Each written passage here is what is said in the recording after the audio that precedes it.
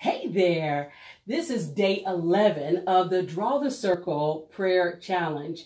And I keep saying it's getting better and better, but it absolutely is.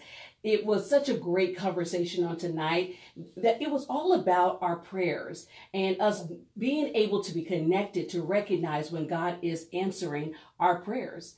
It talked about how our minds work and that there's a RAS process that happens in our minds. It mentioned when you, I forgot the specific example, but I'll share one of my own when you notice something. When I purchased a car years ago, and it was a Honda Accord SE. I loved it, leather seats, sunroof, first real car. And I started noticing all around me that everyone had that same car. And it wasn't that all of a sudden everyone got the inspiration and got attracted to the same vehicle. It was just that now I had that turned on to be able to recognize that vehicle as I captured it in when I'm driving around or when I'm in the city.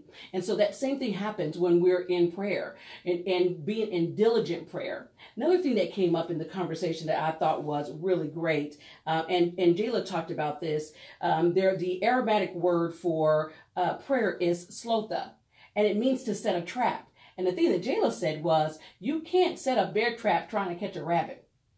Come on now. And so it's so important that when we're praying, that we're praying in the will of God, and that what we're placing within our prayers, that we're also acting, that we're not just praying and saying, well, nothing is happening. We've learned in our prayers that prayer is an action in and of itself. And so we must also accompany that prayer with action. The other thing that it talked about is when you're in prayer and you are seeking God and you're connecting to Him, that the prayers, your answers will start coming. And sometimes we say, well, it's a coincidence or it just happened. It did not just happen. It happened as a result of your actionable prayers.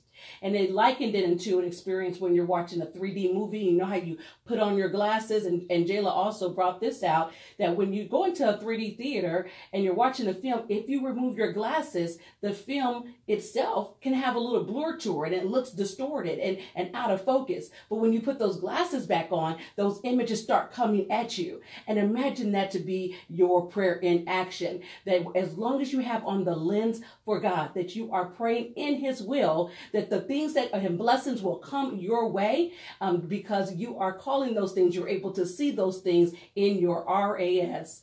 I thought that was amazing. It ends and concludes with, we don't see the world as we see it. We see the world as we are. So continuing on in our quality time with Jesus. This is the 11th day of our Draw the Circle Prayer Challenge. I look forward to connecting with you on tomorrow, day 12. It keeps getting better.